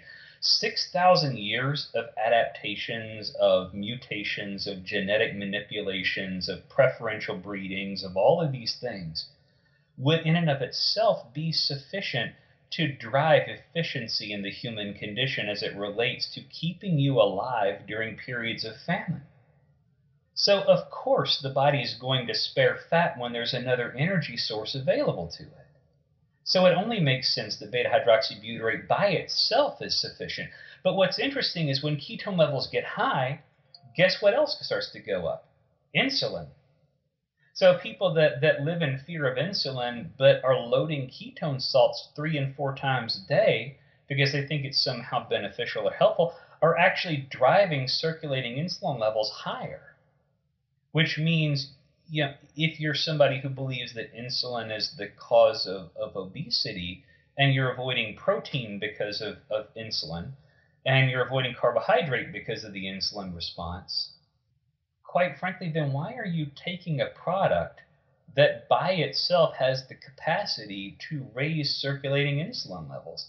Because the circulating insulin absolutely downregulates the function of HSL inside of adipocytes. So it becomes a problem only within the realm of context. So, for example, I use ketone supplements during training as an intra workout supplement. But I'm also in the gym an hour and a half to 2 hours a day, 5 days a week, banging it out. And usually before my workouts or after my workouts, depending on the day, I'm doing private jujitsu lessons where I'm pretty darn active as well. And it's like I need an energy source being ketogenic or I wind up hypoglycemic. So I have two options. I can either supplement glucose, so dextrose solutions. I can shift to more of a lower carb paleo approach, which I've thought about from time to time, on really heavy training days, or I can just supplement ketones and know that all I'm really doing is buying myself an extra 30 minutes or 45 minutes before my body finally says, okay, I'm done with the ketones. Now I'm going to burn through glycogen stores and, you're going to be toast in a hurry. Context drives all of that stuff. But when we get zealous and we start to argue non-contextualized sorts of approaches to diet, we create cults. And I said to somebody a while back, I don't think it's so much that paleo rejected keto. I think that it rejected the woo-woo sort of rhetoric that was coming out of the thought leaders of the ketogenic community. The calories don't matter and insulin's the cause of all obesity and all of this stuff, because the paleo guys at their core, I mean, the Cordains, the Sissons, the Rob Wolfs, all of these folks, and I don't mean to leave the ancestral folks off, but I'm speaking of those who have written specific from using the word paleo here, right, or primal or whatever. It's like, yeah, it's like you can get into the stuff that Master John's doing and and West End Price and all that sort of stuff in the ancestral health community. But the point being is, like, they're all scientifically minded by nature. And when they see something and people taking a scientific concept, throwing away all the context and saying keto diet is best diet with no, hey, if I got a brown belt level jiu-jitsu competitor, if I got somebody who's a regional or a games level athlete for CrossFit, if I try and put them on a ketogenic diet where they're eating 20 or 25 grams of carbohydrate, I'm going to kill them. Their performance is going to go in the garbage, and they're going to say, I guess I'm not, evolutionarily suited to be keto. And the reality is they would have been ketogenic eating 200 grams of carbohydrate a day because their training volume drives their context. Up until, and we talked about this before we started recording, up until you are metabolically broken, and you do have some hypothyroidism or, and then you get into a different problem, which we talked about a little bit before we started the recording, that you go to your doctor and you're like, hey, I've read these books. I've informed myself. I'm making the conscious decision that I want to eat a lower carbohydrate diet. And then the doctor just says, you are crazy. You're going to die of a heart attack, because now your practitioners are not as informed as the people out there in the internet, because the internet has helped us get this information. And people, my patients are so educated and they are so in the know, and it scares conventional practitioners that have maybe no idea of what they're doing.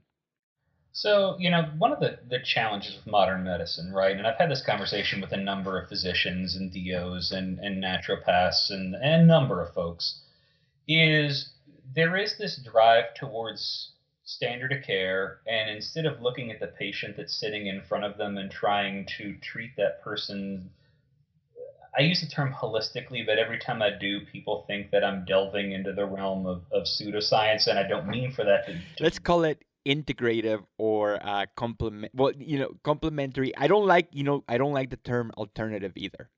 Yeah, it just conjures up a picture of a guy in the back lighting incense and Yeah. And there's no Like alternative to health. absolutely. You're either curing someone or not. But let's use the thyroid as an example. So years ago, how did we diagnose hypothyroidism? You diagnosed it based on a set of symptoms confirmed by a blood test, right? And prior to that, you diagnosed it based on symptoms. There was no real blood test. But the point being, the symptoms drove the investigation. Now, when you go see a doctor and they run a standard panel on you because it's been a year since we did blood work on you, so let's do some blood work. What do? They then jive it against a reference range, and you get a printout that says high or low or within the reference range. And so here's the thing. So all of a sudden, somebody says, well, you used to be, your TSH was within the reference range, and you started eating this low carb paleo sort of an approach, and your TSH levels fell through the floor. You're hypothyroid. And the patient says, I feel fine. And my hair's fine, my nails are fine, my anxiety levels are fine. I don't have any, issues that would indicate that I'm hypothyroid. But reference range says you're hypothyroid. You have low TSH, you're hypothyroid. And people don't even use their brains from a physiology course, right? Here's the point. What is TSH? It's a secreted peptide hormone. And we know for a fact that when somebody becomes more insulin sensitive or glucagon sensitive, both of which, by the way, are peptide hormones, that less is required to elicit the same reaction by the tissue. So it becomes a very intriguing conversation to say, is there a rampant overdiagnosis of hypothyroidism? For example, just using this as one of my little soapbox moments, solely because TSH levels have decreased. And I would ask the question, so how did we establish the reference ranges? Well, they were established based on X. Well, what if we change the approach dietarily for that person so that they're no longer eating in a way that causes the same amounts of inflammation, the same, blah, blah, blah. And so less TSH is actually required, and yet T3, T4, T2, all the stuff that we test as it relates to the actual hormones secreted by the thyroid are still completely fine. It just takes less TSH to do it. But now all of a sudden, because of cheap blood work that a doctor can get covered by the insurance company, and they're only pulling TSH, they're being diagnosed for something for which their body is actually saying, no, I'm good. And we're actually taking that patient or that client into a place of being mildly hyperthyroid by supplementing with things like synthroid or porcine thyroid or something that really aren't necessary. And, the thing that people will tell you that have been over-medicated is that they thought that it would be great to be hyperthyroid because they get told, oh, your metabolism goes through the roof and you can eat almost anything. And they believe that right to the point where their nails are brittle and their hair falls out. And it's like... They have palpitations and they have, They about have an anxiety attack every time that, that their dog barks. It's crazy how rapidly you can move somebody with supplemental thyroid medication into a realm of a place where their reference ranges look great, but the patient that's sitting directly in front of you is worse, not better. And that's again context. I happen to work at an office that specializes in thyroid and adrenals and in sex hormones, and it is almost laughable the amount of, because I would cry if I don't laugh. The amount of patients that are coming in, okay, and for my listeners, your TSH is a little signal that your brain sends to your thyroid to produce more thyroid. So imagine like knocking at the door. So like your brain is like, hey, you need to make thyroid. You make T4 and T3. You need to make more. And the higher your TSH goes, the louder your brain is demanding you make thyroid hormone. You don't know, like MDs and I, it's gonna sound like I'm lying, that we were getting these patients with all, TSH levels in the 0.01, 0.02, super super low TSH, because their doctors are overdosing them in with T4. And it's so scary, because this is like med school 101, when like, TSH is weird. The higher it is, the lower your thyroid function. The lower it is, the higher your thyroid function. And because again, within context, they're not taking into consideration, hey, are you able to convert that T4 peripherally to T3, which T3 is the active one? Do you have antibodies that are attacking your thyroid? Why is it not functioning? Could it be that you're missing some micronutrients, and then you don't need thyroid medication?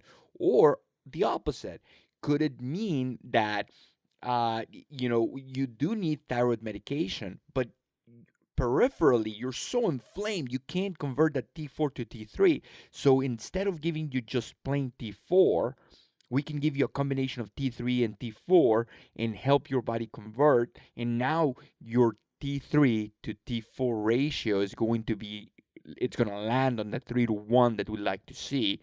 And now you won't have that anxiety, and now you won't have those palpitations, and your nails won't be brittle. But it needs a little bit of more sophistication. Just like what's the reason you're using ketones?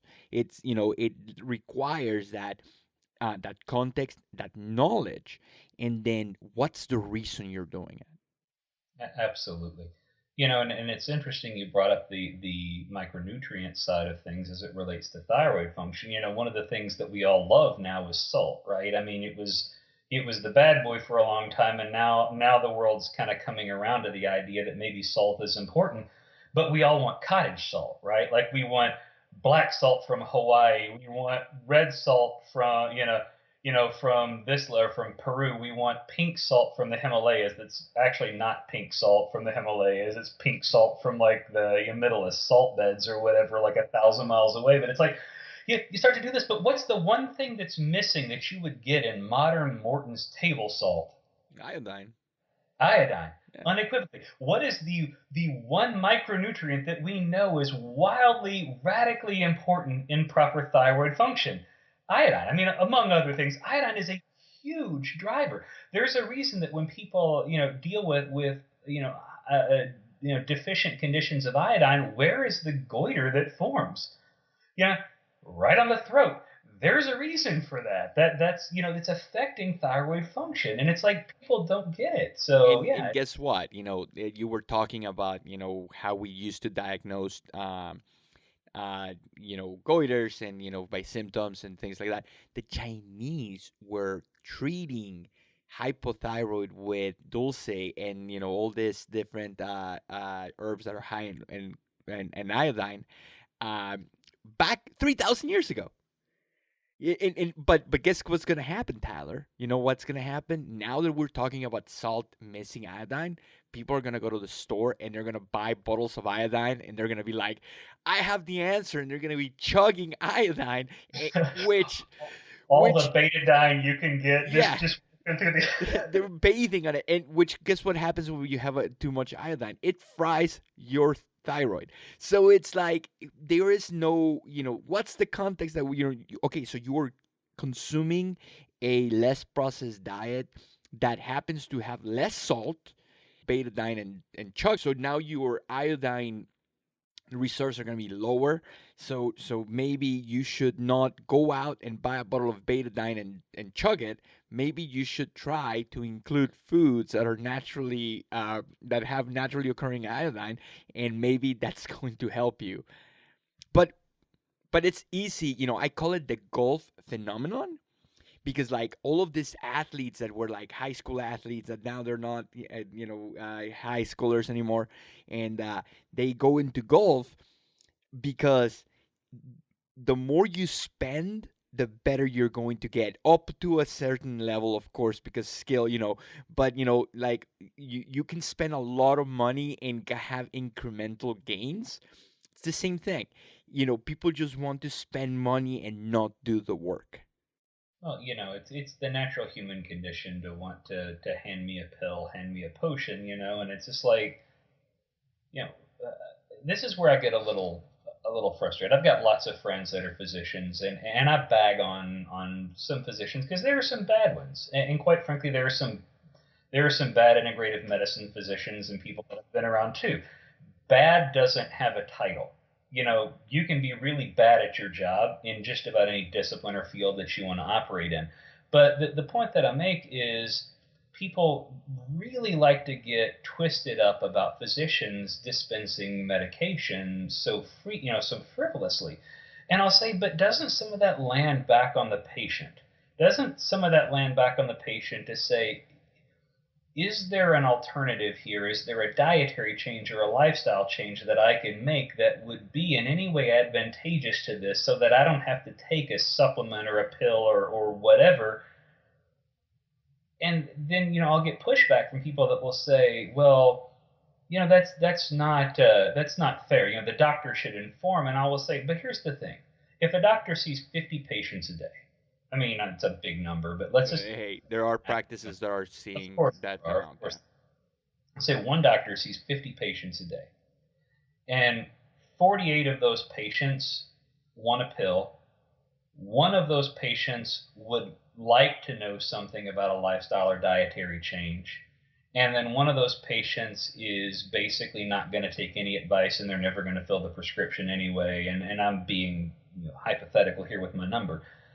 So let's round that up to 100 just to make the math really easy. You're talking about 98% of these people, 96%, 98% of these people who they just want a simple solution to a problem that doesn't require them to change their lifestyle, because the truth of the matter is they like the life.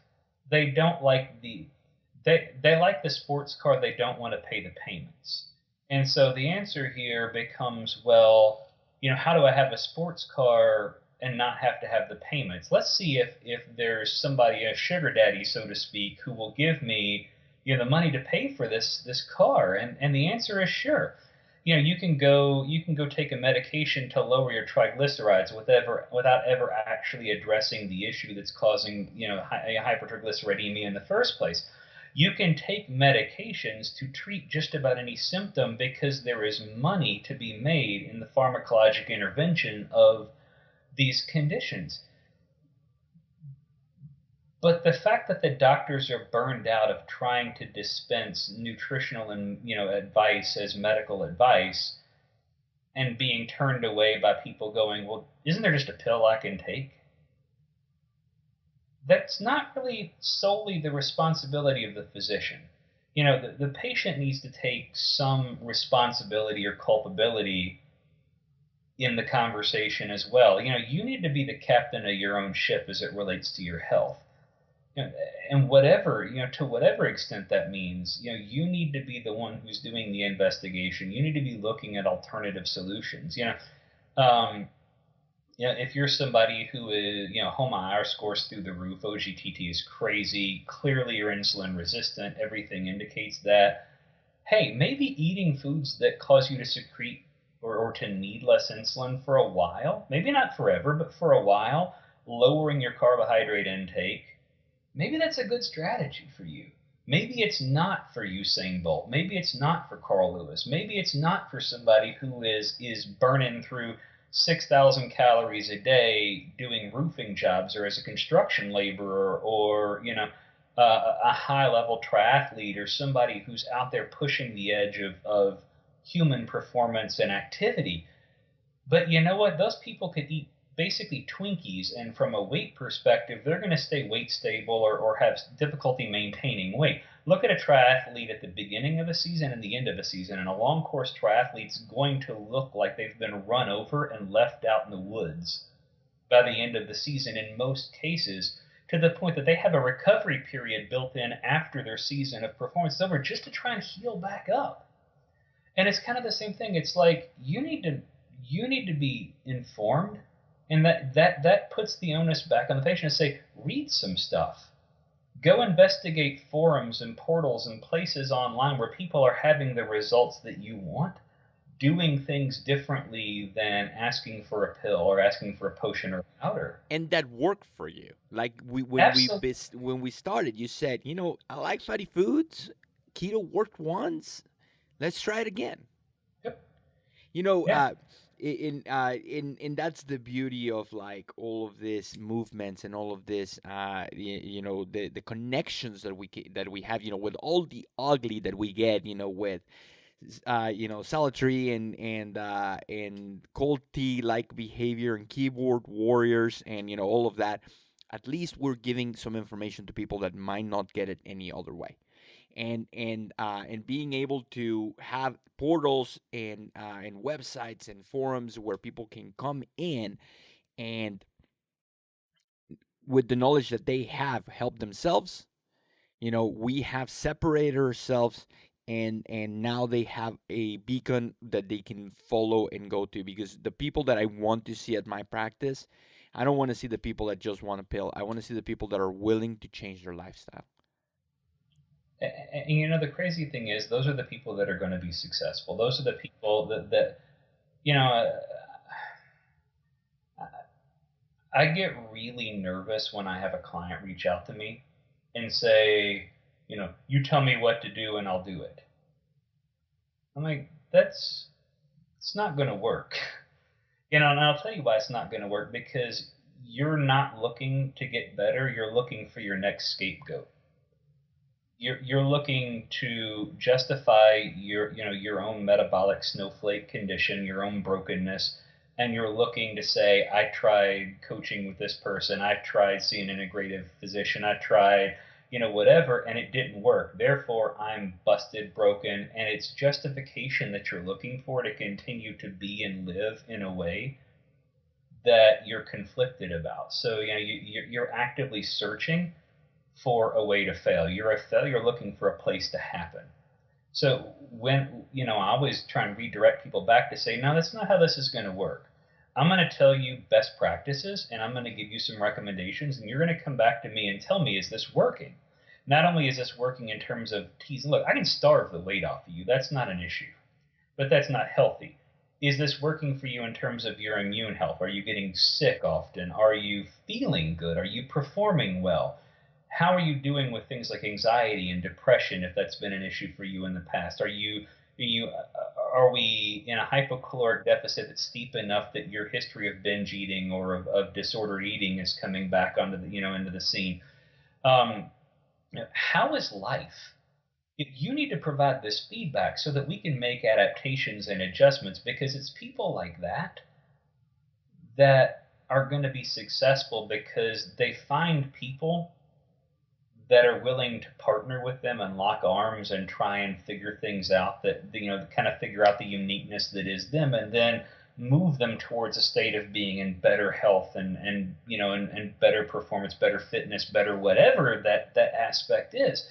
But the problem is when people come in and just say, tell me what's wrong, give me a pill to fix it, I get the other inverse of that, which is you tell me what to do and I do it. And the only people for whom that works, and I'll be honest, are stage athletes and competitors who are literally already on the bleeding edge, and they're so programmatic and so robotic that it literally is, on this day, consume this much salt, this much protein from these sources. On these days, don't eat the following 6 things. And it becomes very, very machinistic. But the problem is those people will tell you that it's just another form of disordered eating. It's just one that works. And so that's, my intention is always to try and drive people to a place where, I joke sometimes, only you get to define where good enough is good enough. And I think that's kind of the case. But I don't get to make decisions that relate to your health. I'm basically the guy who's going, look, horse, there's water. That's my job. I will walk with you to the water. I will show you how to put your face in the water and use your tongue to cup and take the water in. But at the end of the day, I can't make you drink it. I can only walk you over to it.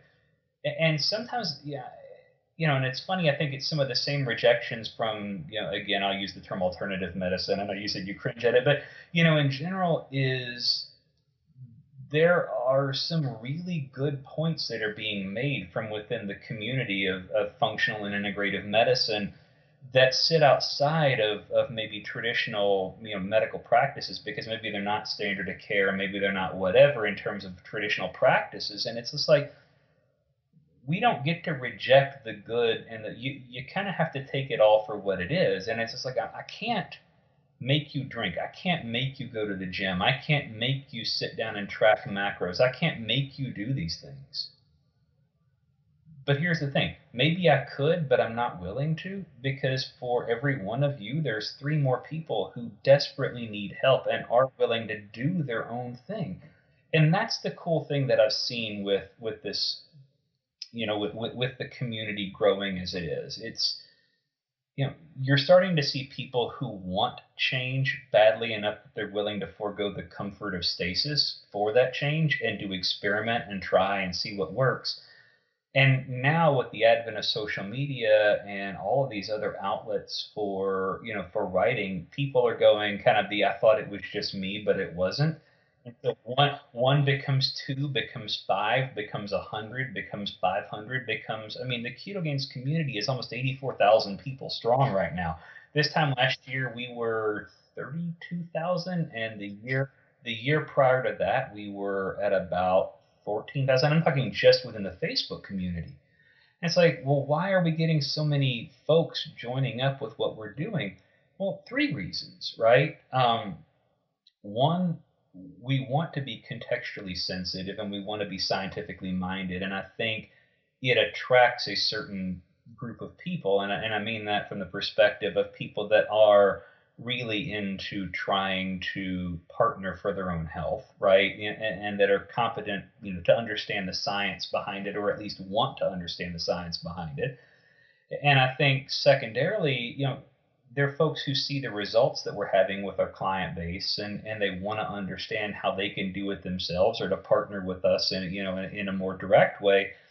And then third, I think quite frankly, we've been told, oh, you need X amount of carbohydrate to gain muscle mass and blah blah blah, or to be a high performance endurance athlete, and we're finding evidence that that's not really the case. And so there's kind of an inquisitive side of things. And I think it's a lot the same thing with the ancestral folks. It's like the platforms that are out there in symposia and in social media and the ability to do seminar-based things have kind of been a way to bypass the blockades that have existed in the past as it relates to sort of the traditional dogmas of things, because people are going, hey, me too, and me too, and me too.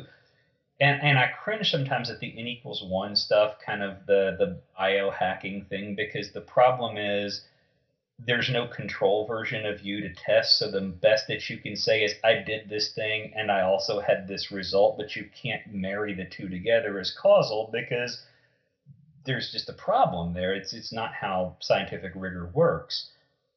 But when you stack enough anecdote together, it starts to inform the epidemiology of it all. And from there, you can structure and get funding for studies to go back and kind of retroactively look at this and say, what's the physiologic or anatomical or biochemical pathway by which this even makes any sense? And, secondarily, then, are we wrong in our interpretations of all this stuff? And quite frankly, yeah, I think there's a lot of nutritional dogma that just needs to be, being really aggressive here, shot in the back of the head and buried. There's a lot of medical dogma that's out there that, that just needs to take a shovel to the head and, and be tossed right next to the nutritional dogma. But that doesn't mean that all of it is wrong. Just in the same way that, I was talking with someone the other day, and they were talking about how a friend of theirs was looking to go to Mexico to undergo Gerson therapy. And I said, okay, so enemas and juices. In what way is this going to fix cancer? I'm sorry, I'm not trying to be ugly. Steve Jobs had a fairly likely chance of surviving, the condition that he had with respect to the pancreatic cancer, had he not decided that he was going to go and take coffee enemas and juice fasts and stuff, and instead actually sought some kind of competent integrative care, and that's, part of the problem. It's like you get into a place where there are things that are wrong with some of the alternative medicine practices because they're really not well founded. There are things that are wrong with the traditional medical practices because they're not well founded. There are problems in the nutritional community as it relates to some of the things that nutritionists seem to have to say in order to keep their licenses these days versus what's actually being borne out as evidence. And when you've got, you know, in the paleo space or the keto community, these huge numbers of people who are showing up and having these results and whose blood work is coming back infinitely better than it ever was, and all this stuff, at some point there is critical mass that means we have to adjust standard of care, or we have to broaden our definitions to include the context of the larger population of what we're eating, what we're not eating, what we're doing, what we're not doing. And that's where I think we're going, quite frankly, as a people these days. And I'm so glad there are movements like Ketogains. There are movements like as much as there is so much wrong, there is a lot of good going on in the CrossFit community. Yeah, and it just so helpful, because what happens if you don't have any answers? Some jerk is going to create an answer, and that is going to be completely erroneous. But if no one else is willing to treat you, like for example with the cancer, if you've gone to your oncologist and the oncologist says there is nothing else we can do, Investigate like crazy, sure, and then you sure. go to your alternative, or integrative practitioner, and they say, you know what, the only thing you can do is radiation, and there's seriously, there's nothing. Go make peace with yourself and your family. Someone will take advantage of those people, and they'll end up in something like very extreme fastings and things like that that have no scientific basis, and could be in the end worse off.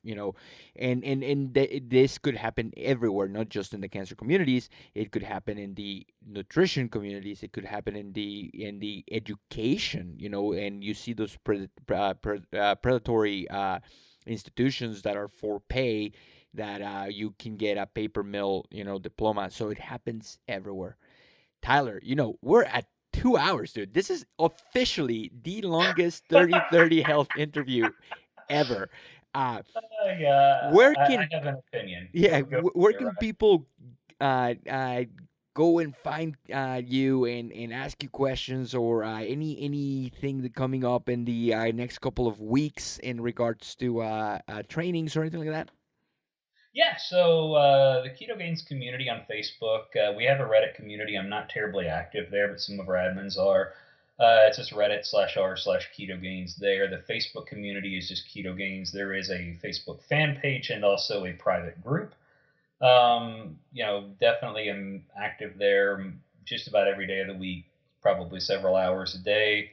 Available on Facebook, Instagram, Twitter. I'll be the one that looks like me, so you'll have to take the snapshot and try and figure out which one is the right Tyler Cartwright, because there are a few of us, but yeah, so there, we actually do boot camps. We do 8 a year. The next boot camp is actually slated to kick off on the 30th of October. So as of the time that we're recording this, we've got about 45% of the spots that we keep open for each boot camp still open. So if folks want to start training with someone or with a group of people who get context and who, quite frankly, get results as well in a resistance modality, then definitely would love to have you guys be a part of that. Just ketogainsbootcamps.com if you want to get the information, on those boot camps themselves. But tons and tons of totally free information being dispensed on the website at ketogains.com and in the Facebook group, hourly, daily, weekly, just about all the time. So Definitely, man. Thank you for having me on. I really do Oh, appreciate dude, this was fantastic, and I'm, in maybe in a couple of months, we can just circle back and have you again, and maybe open it out for questions, it. Would love it. and have people, that were in your situation, as a normal human being that has suffered, with this, with all the stuff that we talked about, maybe they can ask on a more real basis rather than have, a bodybuilder or a doctor or a, New York Times bestseller person answer their questions. Sure, sure. No, would love to.